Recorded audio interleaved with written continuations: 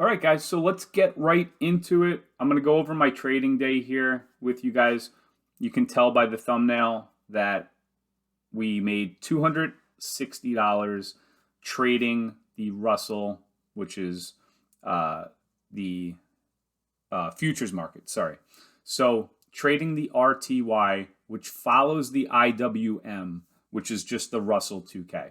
So that's what we were trading today. Like I said, 260 on the day, but too many trades. So I want to get into everything that I'm looking at because this is important before I even set my trade plan, before I set my bias, before I know what I want to do. There's things that I'm looking at along the way in the morning before I even take a trade.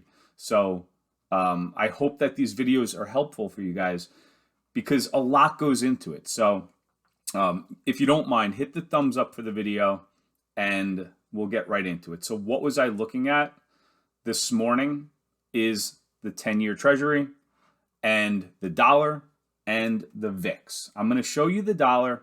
I'm going to show you the VIX after this, but this is super, super important.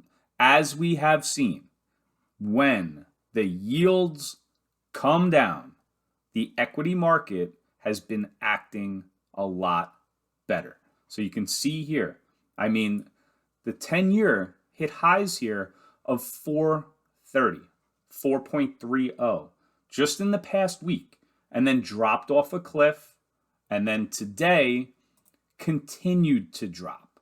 It saw support down here at 4 and bounced back up, but still down a lot on the day.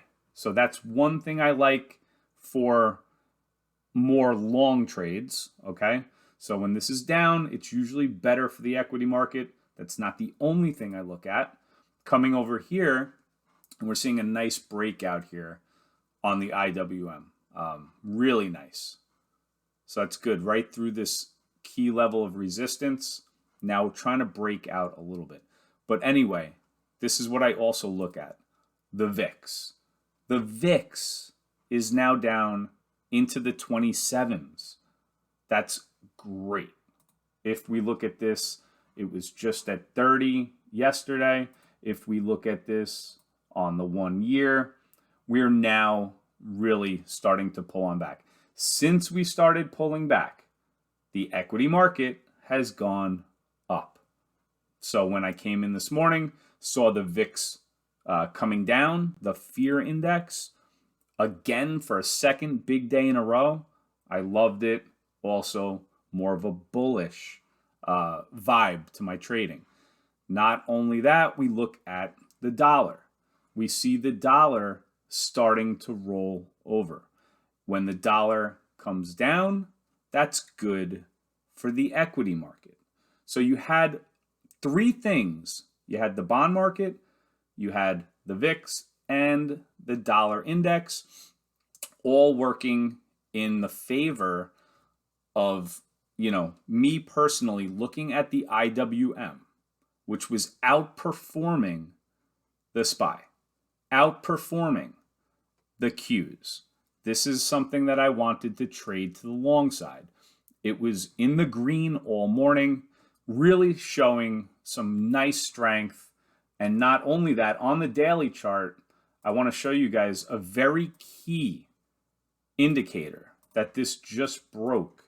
And right here, that's the 50-day moving average. Came up to it yesterday and then retested it, held up, and now is starting to break out. A nice breakout from this bottom here. So the same thing, look at it here. The same type of thing is setting up. So all these biases coming into the Russell, I was liking this today to the long side. So that's the way I traded it. It pulled on back, and I have down here this key level of 178.50. Yesterday's kind of, double top here. And then I had 177.39, sort of this support if it did end up, breaking down and not holding at support. So it held at support, took a couple of nice long trades here. So that's what gave me the 260 today. But it's really knowing all this other stuff that goes into trading. It's not so simple to just come in and click a bunch of buttons. That might work sometimes, but if you want to be more consistent, you have to have an overall plan. And that's what we had here today. Now, I stopped here at 260. 10 trades is too much. Over here, taking a look, 13 canceled orders. 13 canceled orders where I put an order out and canceled it. That is telling me that I'm starting to hesitate a little bit, and it's better if I take these gains and I call it a day here. So that's what we're going to do.